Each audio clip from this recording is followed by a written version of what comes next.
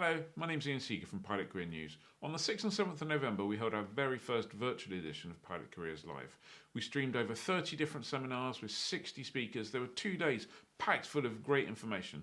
Of course, we recorded everything, and you're about to watch one of the videos from the event. Before you do, I just want to thank our sponsors, Bose, Alsim, Entro, and of course Pulis. Without them and without the exhibitors, it wouldn't be possible. The exhibitor pages are still live, so feel free to head on over there. Go to www.pilotcareerslive.com and click through to the exhibitors. There's loads of information, loads of downloads, all sorts of great stuff there for you. Anyway, enjoy the video, and if you find it useful, really appreciate it if you click subscribe on our YouTube channel. Thank you. Bye-bye. Welcome back, everybody, and welcome to our second panel discussion of the morning. The topic of this session is the training routes, ATO management panel taking control of your training. We've got a real excellent panel of speakers here today from a variety of different ATOs, and in just a moment I'm going to ask each of them to introduce themselves to you.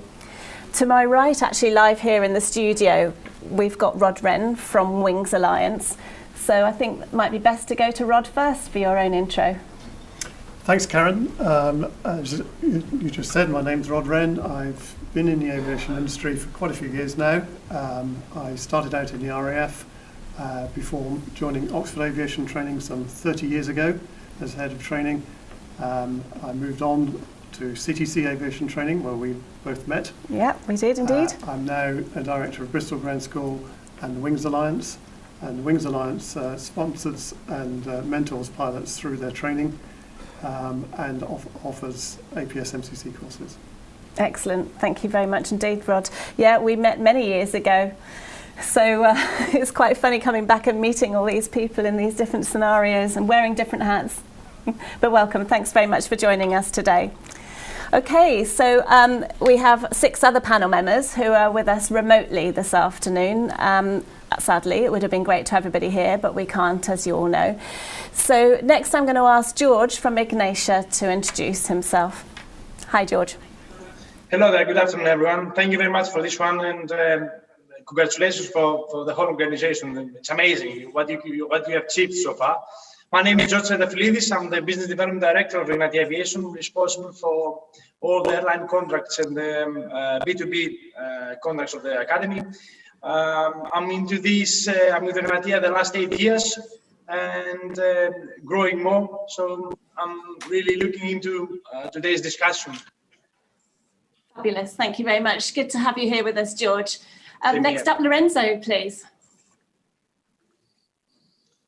Hello, everybody. My name is Lorenzo. I am the accountable manager and accountable manager, Director General of Urbe Aero ATO. We are based in Rome, the capital of Italy, and we offer MPL courses, ATPL integrated and ATPL modular. Thank you for invitation. Thank you for joining us, Lorenzo. Thank you. Next over to Kyle from Afta. Hi, I'm Kyle from Atlantic Flight Training Academy in Southern Ireland. I've been flying for over 30 years. Started in University Air Squadron, was an aerospace engineer with Bombardier, and then lucky enough to get into Aer Lingus and flew turboprops 737 and A330. I've now been in the training arena for the last sort of 15 years. Currently the training manager here, so I overlook or have oversight for all the training programs we have. And similar to the others, we do MPL integrated and all the modular programs you can think of. Great, thank you. Thank you very much. Next is Ollie from Pilots Paradise. Yeah, hi everyone. Ollie Fisher from Pilots Paradise in sunny Florida. My background is RAF for 12 years, flying the VC-10, instructing. Then currently actually with British Airways, flying the A320 out of Heathrow. And I'm currently the Vice President for marketing for Pilots Paradise Academy out in Florida. And they're predominantly looking at trying to debunk 2 big industry things at the moment, which is low quality training and overpriced training with sort of false promises at the end. So we're trying our best to get high quality training to people for the best possible value. And we're doing EASA and FAA training equally. Fabulous. Thank you. And last but by no means least is Sarah from Helicentre Aviation. Hi everyone, nice to meet you. I'm Sarah Bowen, Director and Head of Training at Helicentre Aviation. I'm here to put my perspective on rotary helicopter pilot careers. And we're an ATO based in the centre of the UK, so in Leicester, and we specialise in professional pilot training to industry. We work very closely with industry to look at the requirements for flight crewing globally. We're partnered with Bristow Helicopters. We've got lots of courses. We're approved for all the different various courses, modular and integrated rotary. And hopefully I'll be able to help answer any helicopter specific questions that you've got. Brilliant. Thank you very much, Sarah. So we've opened up the feed for people to put questions through as the panel's going on, but in the main we'll probably hold those for the Q&A panel a little bit later on today. But so, as we said, the session title is Taking Control of Your Training, and really my first question to you guys about this is, what would your top 3 tips be to somebody thinking about going into training at the moment? And simply because it's easy for me at the moment, I'm just going to turn to Rod to go first. Obviously, the big issue for everybody thinking about training is the other end of the training, in other words, the job market when they graduate. And you will find wide opinions about when the aviation industry will recover in a significant way. And indeed, once it recovers, what the pilot recruitment market will look like, because as we know, there are many, many pilots who are fully qualified, experienced, who are currently unemployed.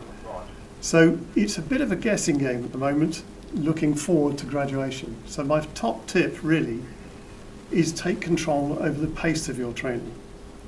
If you're considering starting training now, that's not a bad idea necessarily, but it is a bad idea if you don't have any control over your graduation date. So you want to graduate after the airline market picks up and when the airlines start recruiting low-hour pilots, not just recruiting, but recruiting low-hour pilots. So a means of training that means that you can control the graduation date is tip number 1. I think tip number 2 is one that applies in any times, not just now, and that is before you commit an enormous amount of time and money to a career, make sure it's the right career for you. So the first thing I would advise people to do is do assessment. Get assessment from someone who is not trying to sell you a course on your prospects, where you stand, how you are in the pilot competencies we've talked about already, what you can work on over the next 2 years. Because airlines aren't just looking for people's abilities to fly, they're looking at the person. They're looking at their interpersonal skills, a wider range of non-technical skills, and knowing where you stand right now at the beginning of your training, giving you the opportunity to develop and growth, I think is really important. So tip number 2 is get assessment before you start. And I guess tip number 3 is something that's been touched in presentations already, is have a plan B. In these circumstances, going all in, life isn't a poker game, going all in on flight training with no backup, committing all of your money, I think is unwise. So do it in a controlled, planned, sensible way. Take time overseeing what's going to happen as things unroll over the next couple of years. Yeah, good advice. Guys who are not here with us, anybody would like to add additional tips to that? Yeah. Ollie, you go. I think absolutely on the preserve the money side, I think that's got to be the number 1, really. So I think looking at schools that you don't have to put big deposits down up front, I think that's a really good tip. And a kind of a pay-as-you-go mentality is probably the best way of doing it. I think the idea of keeping your income, keeping a job going is a really good idea. Maybe, but then the problem with flying, again, the continuity is so important. So almost doing it in chunks, sort of blasts, I think is a really good tip. So head out and do a month's course, intensive to get your whole PPL, and then start there. As the last gentleman said rightly, it's you've got to make sure it's for you, make sure you enjoy it, make sure you're reasonably good at it, and a PPL is the way to do that for sure, because you'll see if you like flying. It's the first introduction. You can take your time, really get to know it, and it's the first step. So I think that's a really good way to go, because you can always afterwards, and it can take up to a year or so to get your ATPLs. You can do those distance learning or whatever. So if you've got your PPL in the bag and you're enjoying your flying, you can go on holidays with that. You can go flying around, anywhere you like really with a PPL. Get that hour building up slowly but surely, and that's a 2-year process. And you're almost 150 hours, 200 hours into your 250-hour course. So in reality, you've kind of broken the back of it with your ATPLs in the bag, which is what everyone hates doing. So get those done slowly but surely in the evenings with your job. Get your pilot license, and just start building up those hours, and just add to it when you can. Add your night rating when you can. Add your IRR when you can. Your instrument rating restricted, and just keep building it up. But I would also sort of advocate doing it in chunks, so you keep that continuity, which will keep your training costs as low as possible. Yeah, thanks, Ollie. Yeah, so there's a theme building here. So, sorry, who's that, George? I would fully agree with Rod about the pre-entry selection. That's extremely important to know if you are trainable and employable. There are two aspects. If we can train the prospect pilot, and if he can be employed at the end. I would agree with Ollie about the large upfront payments. Everyone needs to be extremely careful on that one. And mostly what I would advise to prospect cadets, please pay visits to the academies that you would like to invest a whole career. Since once things will become better in terms of travel restrictions, please make sure that you pay a visit, you discuss with active cadets what's the situation, what's the reliability of the academy, and make sure that whatever you are planning to do is on the right way. Thanks, George. Good advice. Kyle, Lorenzo, would you like to come in here at all? Yeah, if I could. Just in terms of when you're looking at the cost of doing a course, don't forget to take into account, particularly if you're doing it modular and you have to travel and you've accommodation costs and all the other things. Certain types of courses will suit certain types of people and their financial status. An integrated course can still be a very good way to do it. What I would suggest is, if you're going to do aptitude test, is go to a training facility that up to now has got people jobs and knows the standard required. Go to them. They know what they're doing. They'll do an assessment on you. They'll give you a very good idea whether you're up to it or not. And then, as the guys have been saying, take control of your timeline. But remember, currently, on average, it will take you 16 to 18 months to cover just an integrated course, and then the airline will have to do their own aptitude test or processes with you. You may go into a hold pool, then you have a type rating after that, and before you go online. Particularly with the influx, hopefully we'll see the use of the 737 MAX coming in. So there's going to be an awful lot of crew training that the airlines are going to have to do, and they may take people earlier. So, for example, if we're expecting a vaccine early next year, you could see the numbers traveling next summer to be very, very large, and they're going to have to bring in extra flight crew for that. So they're going to have to start training pilots 6 months in advance of that. So again, modular, it can be good for people, particularly if they want to stretch it out over a period of time. It can cost you more than an integrated course, and that's something you've got to be careful of, because you've more R building to do than you would on an integrated course. But look at your own circumstances in terms of timeline, finance, all that. Put it all in together, and then the critical thing is do your research and go, as George said, visit the schools, talk to the people, see do they have the resources, talk to students that have graduated from those places as well. How did they get on? Were they helped through it? What were the job prospects at the end? Brilliant, thank you, thanks. So we've had quite an airline operation type perspective here. Sarah, let's go over to you. What would your viewpoint be? What's your 3 top tips? So from the Rotary side of things, we haven't really been affected by COVID significantly, because a lot of the helicopter operations are national resilience, oil and gas, search and rescue. Even the pilot training, we're up on hours 20% over last year, so it's very, very busy. We've got, obviously, you've got HEMS, you've got police as well, you've got all these different types of careers, so always have a plan. Try and talk to the operators that are recruiting and talk about what job prospects you'd like to go into. So because there's a different route depending on what you want to do. Talk to the ATO about their success stories, what career opportunities those people have got, what links they've got with the industry, and make sure that you do have a plan, whether it's integrated or modular.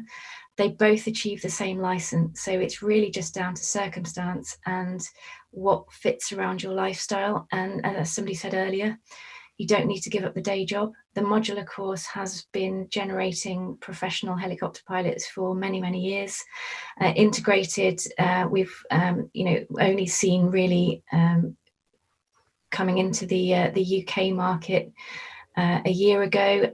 So both options are still very viable, and nobody really is going to ask you, did you do modular or did you do integrated at your job interview? So just whatever works for you to get you there and makes it viable around your job and family commitments. But do go to an ATO that does pilot selection, because of course, with all the psychology assessments and things that are coming in, now the pilot peer support and all the rules are changing in terms of assessments. All operators are putting pilots through psychological evaluations, which obviously is an important part of being assessed in the first place. So it's really important to get that honest feedback from the ATO about whether you are suitable for training, rather than just being able to take a course because you've got the money to do it. So you need that feedback to say, yeah, I'm suitable, or I've got a possible career path planned out. So talk to the pilots, talk to the students at the ATO, just to make sure you're going in there with your eyes open. Is what I would say is the best thing. Brilliant, thank you, Sarah. And Lorenzo, I won't forget you, don't worry. What would your 3 top tips be? In my opinion, this is the best time to start your training, because everybody knows that this is a bad period for airlines, but we are sure that there will be a recovery quite soon. And so if a training takes, let's say, a couple of years to be completed, the best time to start your training is now, today. And you will have the time to prepare yourself to be ready when the airlines will pick up again, and when the market will pick up again. The second advice is to look around you, visit all the schools that you can visit, talk to people, have a pre-assessment. But then when you decide for a flight academy, be resilient and go on with the training. Don't think too much, don't look too much around you. When you decide, be committed and go ahead. Because we need pilots, we will need pilots, and we need people that are convinced that their job is the best option that they could have. And we need pilots that are self-resilient. This is the best advice I can give to young people. So think about it, look around you, and when you decide, go ahead without questioning too much. Thank you very much. There's a real strong theme from all of you here, which is saying manage your training timetable yourself, which is obviously really important. The other thing is about assessment. Make sure you go somewhere that can actually put you through a selection process, and you can make an informed decision about whether you have the skill set to actually not only do the job but cope with the training in the intervening period. And thirdly, something that's been mentioned by lots of you is about going and visiting the different training centres, and I've made a note on that one, because how are you managing that at the moment, where we can't have non-essential in the UK anyway, in England? What are you doing about visits to the training centres? Rod? I think all of the training centres at the moment have adapted really quickly to online discussions. You should be able to get a Zoom call with your chosen training centres straight away. The other thing, of course, is that you will be able to speak to people who have visited. A lot of the guys have mentioned talking to graduates, talking to current students. That's really important. You get a different perspective from the school's own perspective. Yeah. So talking to lots of different people, as many people as possible, taking with a pinch of salt what some people say, and getting an overall impression yourself is really important. Yeah, good. I think that's probably the case for everybody. I just wanted to cover that one off before we moved away from the visit subject. Something that we've picked up a lot over the morning is people are saying now is a really good time to go into training, because hopefully you will be able to manage your timeline and graduate at a point where recruitment recommences. But obviously there are a lot of airlines who have made pilots redundant and who have put pilots into a whole pool to recall them as business returns to a semblance of normal, at least initially. So how would you feed back to that? There's also airlines that have put people on 50% or different types of operational contracts, and they have a commitment to bring those people back to 100% first before they recruit new people into the industry. So what would your comments be on that? I'm going to pick on somebody here. How about Kyle? Can I go to you? Yeah, sure. We saw before, we went into COVID that there was a requirement for pilots. Yeah, this has put it sort of a plateau, if not stops that for a while. But if you look at the overall picture from the 1960s onward, and we had some dips in it from 9/11 and previous viruses and things like that, the trend is always upward. More people are traveling. I think you're going to see the low-cost carriers, if there's a vaccine early next year coming, really ramping up very, very quickly.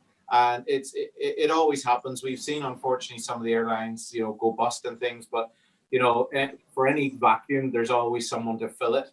And you'll see other airlines cropping up, and you've probably seen names coming out like as Emerald Airways coming out of the likes of maybe the Flybe, CityJet, Stobart, those types of areas. You can see Aer Lingus UK being talked about. There are always, in a downturn, there are always opportunities for these large companies, and we've seen a lot of restructuring as well to make themselves more efficient. So unfortunately, we've seen the demise probably of the A380 and the 747. Those days are gone, and now it's the large twins. But and they're going all to one fleet as well. So the airlines are becoming much more efficient. They're probably going to have lower cost overheads. And once they do that, then they're going to be able to open up to the public and sell tickets at a lot lower prices. It means more people will fly. And if more people fly, you need more people to fly them. So, and we're hoping with the introduction shortly of the 737 MAX coming in, and the order books are still very high on that. Hopefully some of the airlines like Ryanair will be taking them on early next year. Then there's a lot of training to be done. A lot of airlines will maybe not use their current pilots for doing that, but will bring new pilots in. So instead of doing a conversion course from someone from the 737, 800, 900, what they'll do is they'll take a brand new person in and put them straight into the 737 MAX. So, again, it's all about the efficiencies of bringing pilots in. But overall, I would say, or I would hope that those hold pools are going to dry up very, very quickly. And we're going to see a lot more low fares airlines, and even some of the big operators becoming lower fares airlines, and more people flying, and more aircraft in the air. And we've also seen cargo. There's still, if you go on any of these apps at the minute, there's still an awful lot of airlines up there flying, and some of them have converted to cargo as well.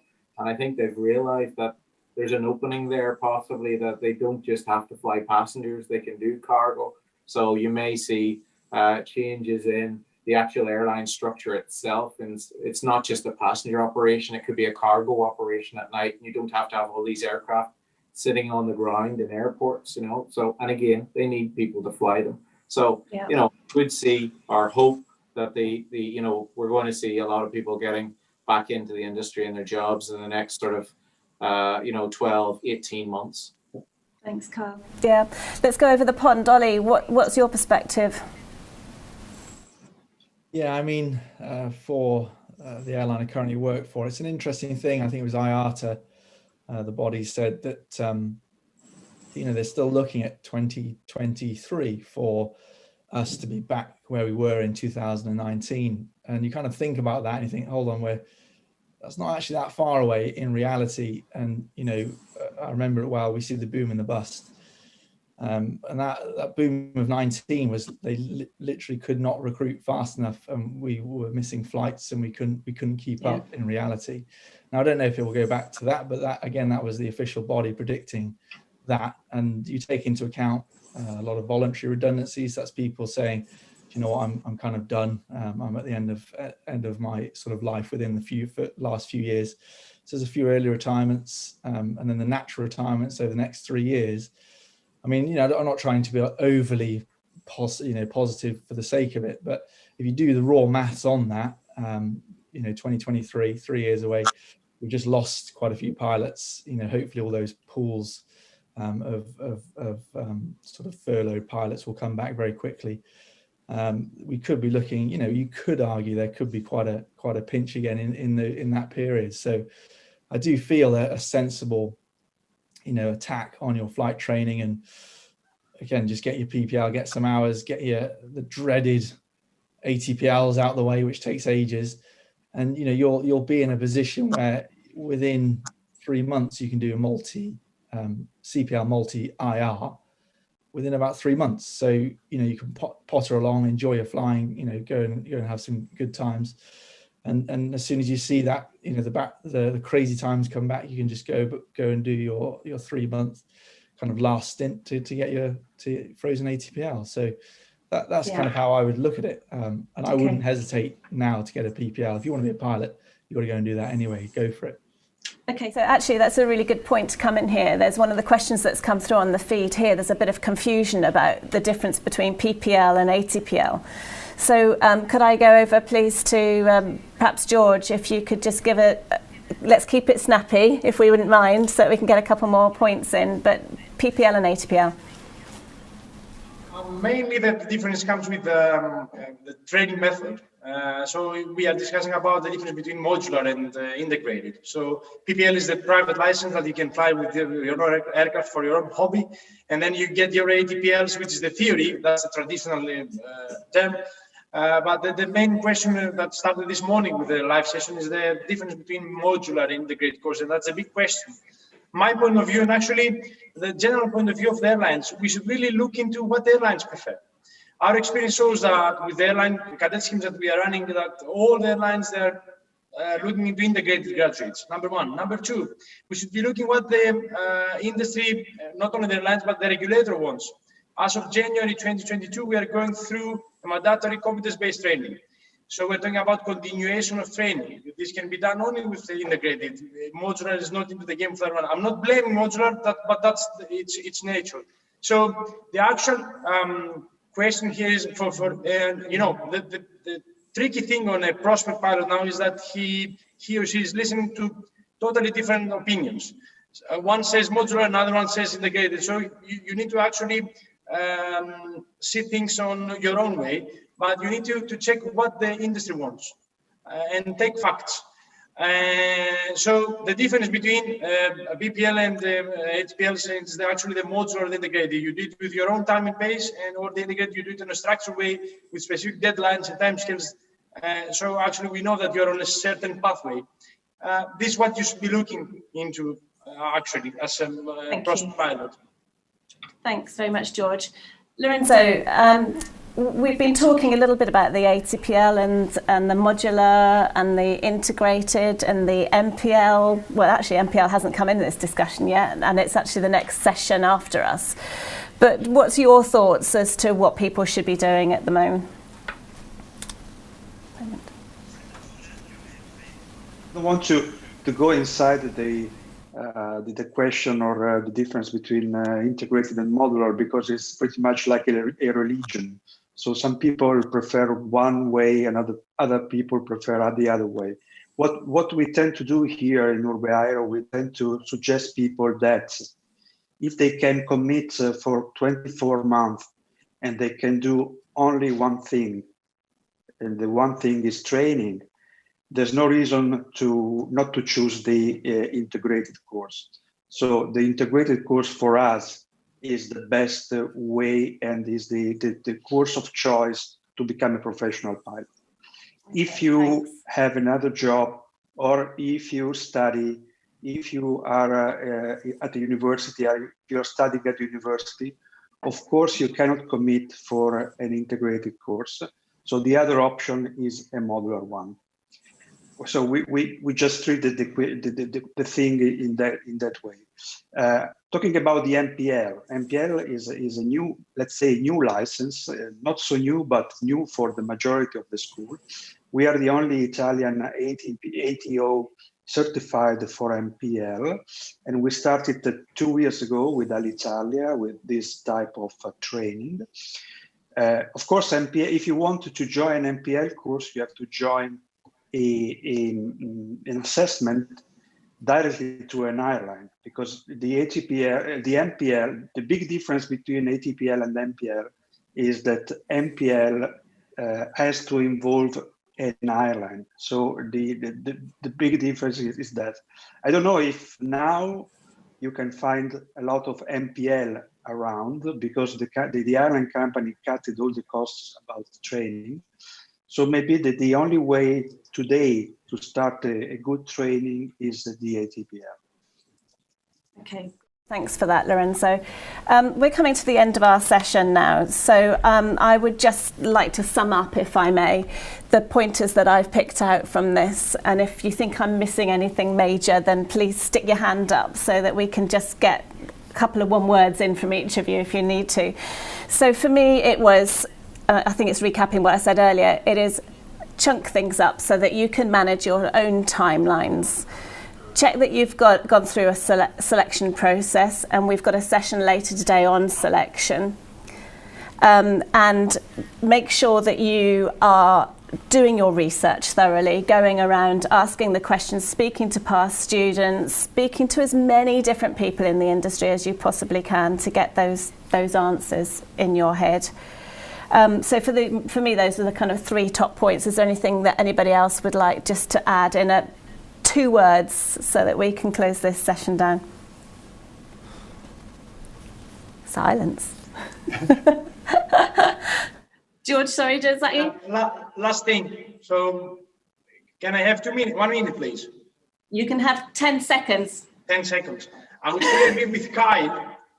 He said previously that there are low-fare airlines that they are growing and they are expanding. This is Ryanair, this is Wizz Air. So I fully agree that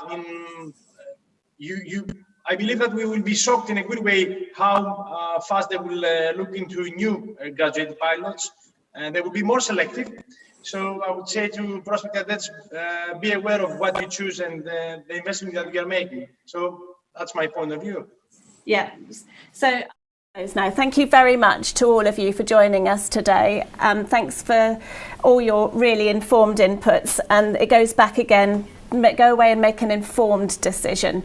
It's your decision as an individual, those of you who are watching. This is not someone else can tell you what to do or what you should do, where you should go. It's got to be your decision. So make sure you do your research thoroughly.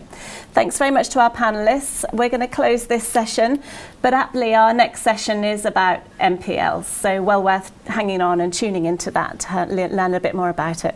Thank you, everybody. Thank you, Karen.